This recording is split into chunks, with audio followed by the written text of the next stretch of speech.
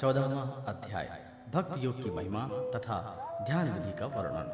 उद्धव जी ने पूछा, श्री कृष्ण, ब्रह्मवादी महात्मा आत्मकल्याण के अनेकों साधन बताते हैं, उनमें से आपकी अपनी दृष्टि के अनुसार सभी श्रेष्ठ हैं अथवा किसी एक की प्रधानता है? मेरे स्वामी, आपने तो अभी अभी भक्ति योग को ही निरपेक्ष एवं स्वतंत्र साधन बतलाया है, क्योंकि इसी से सब और आसक्ति छोड़ करके मन आप में ही तन्मय हो जाता है। भगवान श्री कृष्ण ने कहा, प्रियोद्धव, यह वेदवाणी समय के फेर से प्रलय के अवसर पर लुप्त हो गई थी। फिर जब सृष्टि का समय आया तब मैंने अपने संकल्प से ही इसे ब्रह्मा को उपदेश दिया। इसमें मेरे भागवत धर्म का ही वर्णन है। ब्रह्मा ने अपने ज्येष्ठ पुत्र स्वयंभू मनु को उपदेश दिया और उसने भृगु, अंगिरा, मरीचि, पुलह, अत्रि, पुलस्त्य और क्रतु इन सप्त प्रजापति महर्षियों ने ग्रहण किया। तदनंतर इस ब्रह्मर्षियों की संतान देवता, दानव, गुह्यक, मनुष्य, सिद्ध, गंधर्व, विद्याधर, चारण, किंदेव, किन्नर, नाग, राक्षस और किमपुरुष आदि ने इसे अपने पूर्वज इन्हीं ब्रह्म ऋषियों से प्राप्त किया। सभी जातियों और व्यक्तियों के स्वभाव, उनकी वासनाएं सत्व, रज और तमोगुण के कारण भिन्न भिन्न हैं, इसलिए उनमें और उनकी बुद्धि वृत्तियों में भी अनेक भेद हैं। इसलिए वे सभी अपनी अपनी प्रवृत्ति के अनुसार उस वेदवाणी का भिन्न भिन्न अर्थ ग्रहण करते हैं। वह वाणी ही ऐसी अलौकिक है कि उससे विभिन्न अर्थ निकलना स्वाभाविक ही है। इसी प्रकार स्वभाव भेद तथा परंपरागत उपदेश के भेद से मनुष्यों की बुद्धि में भिन्नता आ जाती है, और कुछ लोग तो बिना किसी विचार के वेद विरुद्ध पाखंड मतावलंबी हो जाते हैं। प्रिय उद्धव, सभी की बुद्धि मेरी माया से मोहित हो रही है, इसीलिए वे अपने अपने कर्म, संस्कार और अपनी अपनी रुचि के अनुसार आत्मकल्याण के साधन भी एक नहीं अनेकों बताते हैं। पूर्व मीमांसक धर्मों की साहित्याचार यश को, कामशास्त्री काम को, योगवेत्ता सत्य को और शमदमादि को, दंड नीतिकार ऐश्वर्य को, त्यागी त्याग को और लोक यातिक भोग में ही मनुष्य जीवन का स्वार्थ परम लाभ बताते हैं। कर्मयोगी लोग यज्ञ, तप, दान, व्रत तथा यम नियम आदि को पुरुषार्थ बताते हैं, परंतु ये सभी कर्म हैं। इनके फलस्वरूप जो लोक मिलते हैं वे उत्पत्ति और नाश वाले हैं। कर्म का फल समाप्त हो जाने पर उनसे दुख ही मिलता है, और सच पूछो तो उनकी अंतिम गति घोर अज्ञान ही है। उनसे जो कुछ सुख मिलता है वह तुच्छ है, नगण्य है, और वे लोग भोग के समय असूया आदि दोषों के कारण शोक से परिपूर्ण हैं। इसलिए इन विभिन्न साधकों के फेर में न पड़ना चाहिए। प्रिय उद्धव, जो सब ओर से निरपेक्ष, बेपरवाह हो गया है और किसी भी कर्म या फल आदि की आवश्यकता नहीं रखता और अपने अंतःकरण को सब प्रकार से मुझे ही समर्पित कर चुका है, परमानंद स्वरूप मैं उसकी आत्मा के रूप में स्फुरित होने लगता हूँ। इससे वह जिस सुख का अनुभव करता है वह विषय जो लुप्त प्राणियों को किसी प्रकार मिल नहीं सकता, जो सब प्रकार से संग्रह परिग्रह से रहित अकिंचन है और जो अपने इंद्रियों पर विजय प्राप्त करके शांत और समदर्शी हो गया है, जो मेरी प्राप्ति से ही सानिध्य का अनुभव करने के लिए सदा सर्वगुण पूर्ण संतोष का अनुभव करता है, उसके लिए आकाश का एक एक कोना आनंद से भरा हुआ है। जिसने अपने में मुझे सौंप दिया है वह मुझे छोड़कर न तो ब्रह्मा का पद चाहता है और न देवराज इंद्र का। उसके मन में न तो सार्वभौम सम्राट बनने की इच्छा होती है और न वह स्वर्ग से भी श्रेष्ठ रसातल का ही स्वामी होना चाहता है। वह योग की बड़ी बड़ी सिद्धियों और मोक्ष तक की अभिलाषा नहीं करता। उद्धव, मुझे तुम्हारे जैसे प्रेमी भक्त जितने प्रियतम हैं उनके प्रिय मेरे पुत्र ब्रह्मा, आत्मा, शंकर, सगे भाई बलराम जी, स्वयं अर्धांगिनी लक्ष्मी और मेरी अपनी आत्मा भी नहीं है, जिससे किसी की अपेक्षा नहीं, जो जगत के चिंतन में सर्वथा उपरत होकर मेरे ही मन चिंतन में तल्लीन रहता है और राग द्वेष न रखकर सबके प्रति समान दृष्टि रखता है।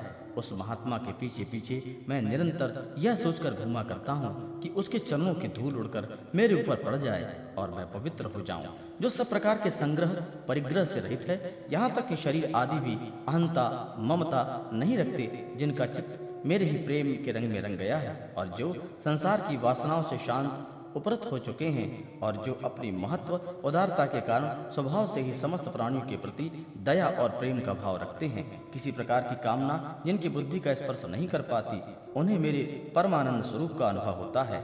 उसे और कोई नहीं जान सकता, क्योंकि वह परमानंद तो केवल निरपेक्षता से ही प्राप्त हो जाता है। उद्धव जी, मेरा जो भक्त अभी जितेंद्रिय नहीं हो सका है और जो संसार के विषय बार बार उसे बाधा पहुंचाते रहते हैं, अपनी ओर खींच लिया करते हैं, वह भी क्षण क्षण में बढ़ने वाली मेरी प्रगल्भ भक्ति के प्रभाव से प्रायः विषयों से पराजित नहीं होता।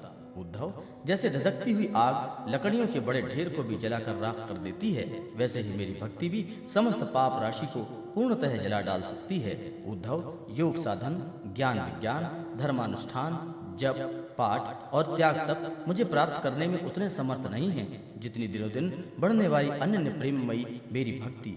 मैं संतों का प्रियतम आत्मा हूँ। मैं अनन्य श्रद्धा और अनन्य भक्ति से ही पकड़ में आता हूँ। मुझे प्राप्त करने का यह एक ही उपाय है, मेरी अनन्य भक्ति। उन लोगों को भी पवित्र जाति दोष से मुक्त कर देती है जो जन्म से ही चांडाल हैं। इसके विपरीत जो मेरी भक्ति से वंचित हैं, उनके चित्त को सत्य और दया से युक्त, धर्म और तपस्या से युक्त विद्या भी भली भांति पवित्र करने में असमर्थ है। जब तक सारा शरीर पुलकित नहीं हो जाता, चित्त पिघलकर गदगद नहीं हो जाता, आनंद के आंसू आंखों से छलकने नहीं लगते तथा अंतरंग और बहिरंग भक्ति की बाढ़ में चित्त डूबने उतरने नहीं लगता, तब तक इसके शुद्ध होने की कोई संभावना नहीं है। जिनकी वाणी प्रेम से गदगद हो जाती है, चित्त पिघलकर एक ओर बहता रहता है, एक क्षण के लिए भी रोने का तांता नहीं टूटता, परंतु जो कभी कभी खिलखिलाकर हंसने भी लगता है, कहीं लाज छोड़कर ऊंचे स्वर से गाने लगता है तो कहीं नाचने लगता है।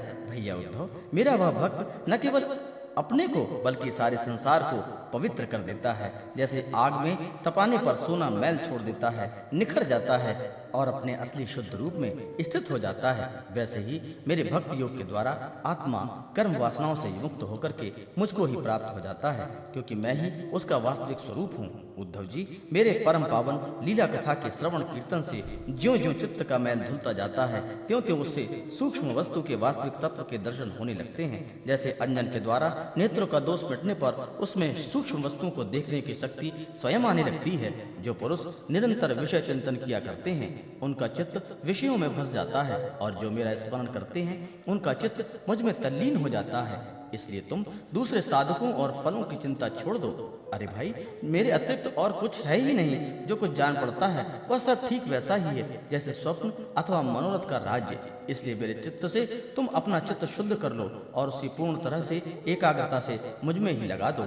संयमी पुरुष स्त्रियों और उनके प्रेमियों का संग दूसरे ही छोड़ करके पवित्र एकांत स्थान में बैठकर बड़ी सावधानी से मेरा ही चिंतन करो।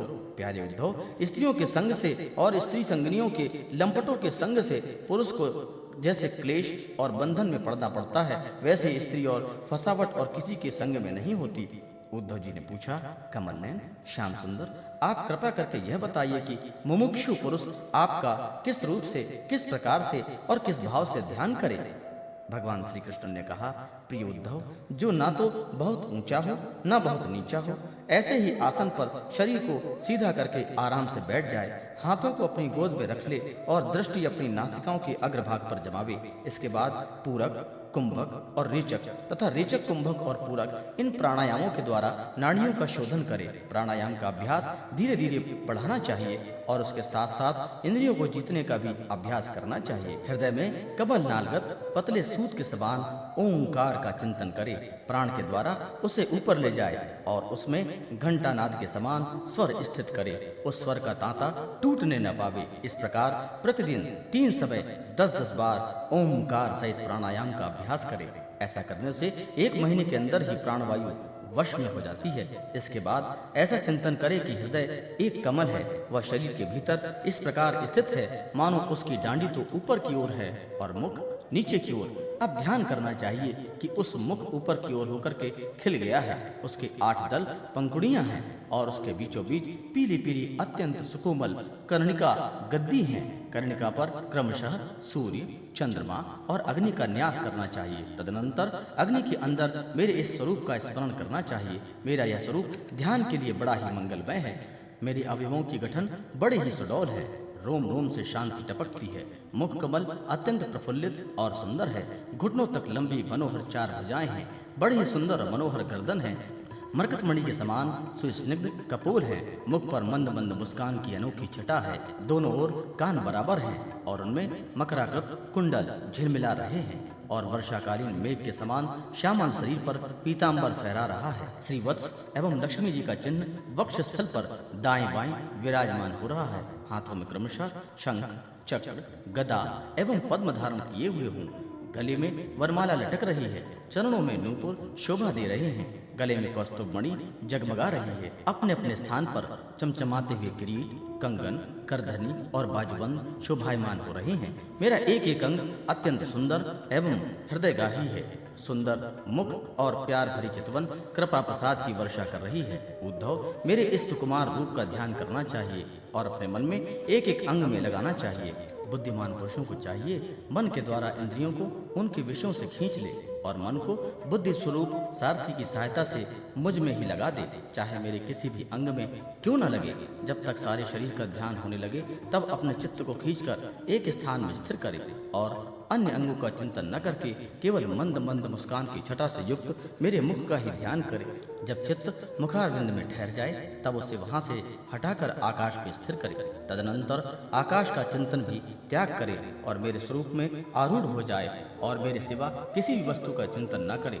जब इस प्रकार चित्त समाहित हो जाता है तब जैसे एक ज्योति दूसरी ज्योति से मिलकर एक हो जाती है, वैसे ही अपने में मुझे और मुझ सर्वात्मा में अपने को अनुभव करने लगता है। जो योगी इस प्रकार तीव्र ध्यान योग के द्वारा मुझ में ही अपने चित्त का संयम करता है, उसके चित्त से वस्तुओं की अनेकता, तत्संबंधी ज्ञान और उसकी प्राप्ति के लिए होने वाले कर्मों का भ्रम शीघ्र ही निवृत्त हो जाता है।